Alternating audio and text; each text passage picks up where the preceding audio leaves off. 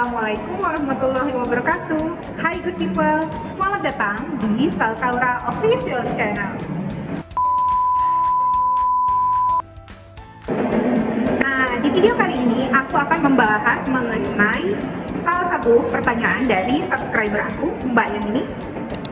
Nah, mbaknya menanyakan mengenai Kak, bahas tentang investasi rumah subsidi dong.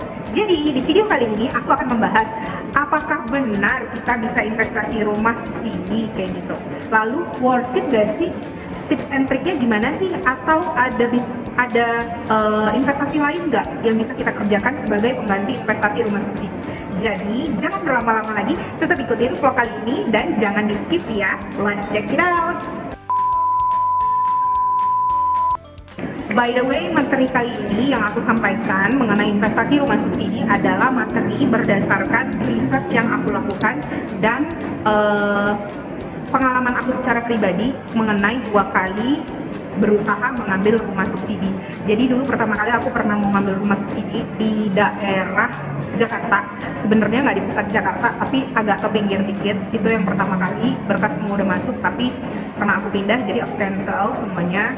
Biasanya DP-nya hangus ya guys. Kemudian yang kedua, aku pernah mau ngambil juga di Pekanbaru. Itu juga udah aku bayar dan itu rumah subsidi juga.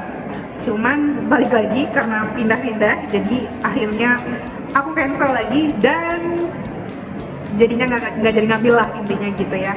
Dan waktu itu aku masih ingat banget. Nanti aku ada jelaskan karena persyaratan rumah subsidi itu maksimum penghasilan kita adalah 4 juta rupiah. Jadi karena waktu itu penghasilan aku di atas itu, alhamdulillahnya jauh. Jadi waktu itu salah satu tim dari perumahan itu membantu aku untuk membuat surat keterangan bahwa gaji aku memang cuma 4 juta kayak gitu. Dan rumah subsidi ini aku bilang worth it. So kita masuk dulu ke pembahasan yang pertama. Nah, sebenarnya berdasarkan arti katanya, subsidi ini artinya secara harfiah adalah bantuan. Jadi kalau rumah subsidi itu artinya rumah yang diberikan dengan dibantu pemerintah lah intinya kayak gitu. Dan sebenarnya untuk pengambilan rumah subsidi ini sangat gampang teman-teman. Jadi yang pertama DP-nya itu ringan. Untuk DP-nya sendiri itu ada yang bisa dicicil, ada yang DP 0%, ada yang DP banyak deh kayak gitu. Untuk DP-nya pada intinya ringan. Kemudian yang kedua adalah suku bunganya rendah, rata-rata sekitar 5% per tahun. Tapi tergantung perekonomian ya teman-teman ya. Kemudian jangka waktunya yang menarik. Jadi di rumah subsidi ini teman-teman biasa kalau nyicil rumah berapa tahun? 10 sampai 15 tahun kan. Khusus untuk rumah subsidi, beberapa rumah lain ada sih, tapi khusus untuk rumah subsidi itu pada umumnya bisa cicilannya jangka waktunya 20 tahun. Gampang banget kan teman-teman. Next, kemudian yang ketiga adalah untuk rumah subsidi ini bebas pajak atau PPN, pada umumnya seperti itu. Tapi waktu itu aku pernah yang aku bilang awal aku ngambil di Jakarta, kedua aku ngambil di Pekanbaru. Itu ternyata PPN-nya ada berbeda nilainya. Jadi kalau udah pengambilan kedua, itu persentasenya berbeda lagi teman-teman. Yang awalnya bebas PPN rumah subsidi, pada pembelian kedua itu terkena biaya tambahan kayak gitu. Kemudian yang ketiga, bebas premi asuransi kerugian dan premi asuransi jiwa. Dan yang keempat, angsurannya terjangkau. Percaya nggak teman-teman? Kalau teman-teman ngekos itu biasanya di pengalaman aku ya, kita kan ngekos 1.500.000, 1.800.000, 2,5 juta gitu untuk kosan ya.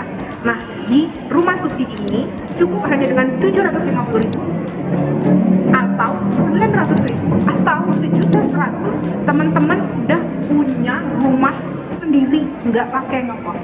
Jadi sebenarnya untuk rumah subsidi ini itu sangat menurut aku kalau teman-teman belum punya rumah, baiknya untuk awal mungkin mengambil rumah subsidi. Yang kedua baru rumah komersial gitu. Karena rumah subsidi ini peluang banget sih untuk masyarakat Indonesia untuk bisa memiliki rumah dengan cicilan sangat terjangkau. Kalau pemerintahnya baik, ya kita ambil aja, mumpung lagi baik. Kalau misalnya perekonomian kedepannya jelek, kan kita yang repot juga, nggak bisa ngambil rumah subsidi lagi. Belum lagi kalau misalnya kita jadi jobless atau pengangguran gitu, kan itu masalah ya kedepannya. Jadi menurut aku untuk rumah subsidi ini sangat bagus jika teman-teman belum memiliki rumah. Meskipun mayoritas rumah subsidi ini berlokasi di pinggiran kota kayak gitu. Next. Nah, yang kedua adalah syarat-syarat untuk pengambilan rumah subsidi. Jadi, beberapa syarat untuk pengambilan rumah subsidi itu adalah yang pertama, teman-teman belum pernah mengambil rumah subsidi sama sekali. Kalau tadi aku bilang aku sempat mengambil di Jakarta, terus aku cancel, terus aku mau ambil di Pekanbaru lagi kan. Semuanya udah aku DP sih waktu itu. Tapi cuman aku cancel aja karena aku pindah. Nah, syarat yang pertama adalah teman-teman belum pernah memiliki rumah subsidi. Yang kedua, ada surat keterangan dari kelurahan setempat bahwa teman-teman berhak atau layak memiliki rumah subsidi, misalnya karena kurang mampu atau gajinya sekitar 4 juta maksimum seperti itu. Nah, itu bisa mix ya, gaji suami istri. Nah, kemudian yang ketiga, di sini teman-teman belum pernah menerima subsidi dari pemerintah kayak gitu, dan teman-teman bersedia menyerahkan SPT PPh. Itu adalah syarat-syaratnya. Itulah sebabnya kenapa aku informasikan rumah subsidi ini penting jika teman-teman belum pernah memiliki rumah sama sekali. Kalau teman-teman udah punya rumah subsidi, terus alhamdulillah insya Allah rezeki teman-teman bagus, teman-teman mau beli rumah lagi dengan komersil, nggak apa-apa. Tapi at least adalah satu rumah yang bisa teman-teman tinggali. Namun di sini ada yang perlu teman-teman garis bawahi, yaitu satu, rumah subsidi ini tidak bisa dikontrakkan. Ya.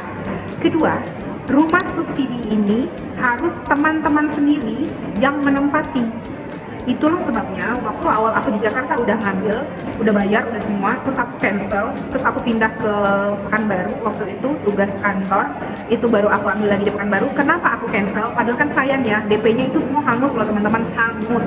Waktu itu ada DP kalau yang aku ambil, karena agak lumayan rumahnya agak bagus yang rumah subsidinya. Kenapa aku cancel? Karena syarat wajibnya adalah rumahnya wajib ditempati dan tidak boleh disewakan dalam jangka waktu 10 tahun. Dan itu semua rumah subsidi seperti itu. Teman-teman boleh tanya langsung aja secara detail ke marketingnya ya. Tapi setahu aku seperti itu pas waktu aku dijelaskan sama orang perumahannya pas mau beli. Jadi saran aku tadi, kalau teman-teman pembelian pertama nggak apa-apa pakai rumah subsidi. Kedua baru komersil gitu. Kalau mau disewa-sewakan yang kedua juga nggak apa-apa gitu. Tapi kalau rumah subsidi itu wajib ditempatin. Nah, di sini masuk di poin ketiga, yaitu sesuai dengan yang tadi aku informasikan, di poin ketiga ini adalah syarat tadi kan harus ditempati dan tidak boleh disewakan dalam jangka waktu sekitar 10 tahunan. Nah, jadi gimana nih Kak, kalau misalnya aku mau membuat rumah subsidi ini sebagai investasi aja gitu. Sebelumnya, aku udah punya rumah lain, tapi aku iseng aja pengen beli rumah subsidi supaya bisa disewa-sewakan kayak gitu ya teman-teman. Saran dari aku, ini ada beberapa tips and triknya. Jadi teman-teman boleh di note ya. Pertama, kalau teman-teman sudah pernah punya rumah, aku sarankan jangan mengambil rumah subsidi, oke? Tapi kalau teman-teman belum punya rumah sama sekali, aku sarankan mengambil rumah subsidi untuk yang pertama. Itu note yang pertama. Yang kedua, Kak, kalau aku udah punya rumah, terus gimana? Nggak bisa dong ambil rumah subsidi. Jangan rumah subsidi teman-teman. Aku sarankan, ini kan lagi pandemik, orang semua banyak yang jual aset. Teman-teman cari aja range 100 meter di antara rumah teman-teman, ada nggak yang jual rumah? Aku rasa pasti ada, karena aku udah riset ke semua kota, itu range 100 meter dari sekitar rumah tempat kita tinggal itu ada rumah yang dijual, atau at least tanah yang dijual.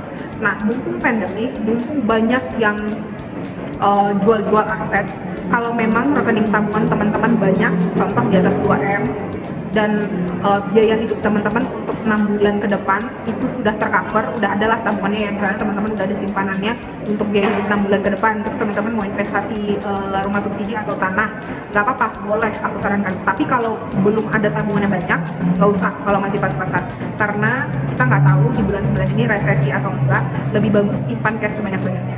Nah, balik lagi, kalau misalnya teman-teman mau investasi, sebelumnya udah punya rumah, jangan investasi rumah subsidi, tapi teman-teman beli orang-orang yang mau menjual tanah secara cepat.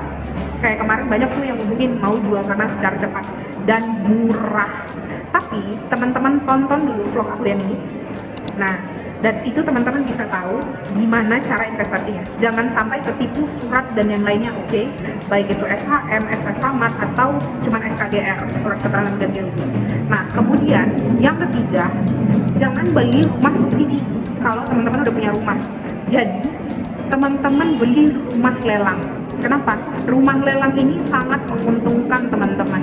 Jadi kita bisa membeli rumah dengan fasilitas yang bagus, biasanya juga udah ada barang-barang di dalamnya, namun dengan harga yang miring karena lelang. Biasanya kalau aku kemarin aku kenal sama beberapa orang bank, jadi orang bank BRI sama Mandiri. Biasa mereka kalau ada lelang, mereka suka kontak tuh. Teman-teman cari aja marketing di beberapa bank yang ada hubungannya terkait lelang. Atau biasanya bahkan di beberapa bank, contoh di bank BRI itu ada hotel yang dilelang dan dibuat posternya besar dong nutupin gedung banknya. Gitu. Ada di Pekanbaru ada. Mungkin kalau teman-teman yang tahu hotel apa yang lagi dilelang, boleh komen di bawah ya. Nah, itu beneran, itu nggak bohong. Hotel dilelang guys. Harusnya harga hotel itu sekitar 25 sampai 40 M, tapi dilelang hanya 13 M. Gila kan? Nah, itu dia makanya aku bilang kalau teman-teman udah punya rumah awal, jangan pernah beli rumah subsidi, tapi belilah rumah yang dilelang atau tanah-tanah yang dijual karena atau butuh uang. Sekian dulu informasi dari aku, semoga informasi ini bermanfaat untuk teman-teman. Buat teman-teman yang suka untuk video ini, boleh dibantu untuk like-nya. Buat teman-teman yang punya ide-ide kreatif atau saran-saran, boleh komen di bawah. Atau mau bahas apa ke depannya, boleh komen di bawah. Dan jangan lupa untuk subscribe YouTube channel aku, serta silahkan share video ini sebanyak-banyaknya jika teman-teman merasa video ini berguna untuk masyarakat ramai kayak gitu. Karena kan kadang kita suka bingung ya, kalau kita mau investasi itu harus kemana. Dan aku sarankan teman-teman wajib nonton video aku yang ini dulu, supaya jangan salah membuat portofolio investasi. Ingat ya teman-teman, setiap rupiah yang keluar dari rekening teman-teman itu sangat berharga karena buatnya dari kerja keras. Kalau anak sultan mah nyantai ya, paling nanti keturunannya aja yang bermasalah. Kasihan pas nanti keturunan ke-11 udah gak ada duitnya kayak gitu. Udah deh, ngalor ngidul. Nah, sampai segitu dulu untuk video kita kali ini. Sampai jumpa di video-video selanjutnya. Assalamualaikum warahmatullahi wabarakatuh. Bye people.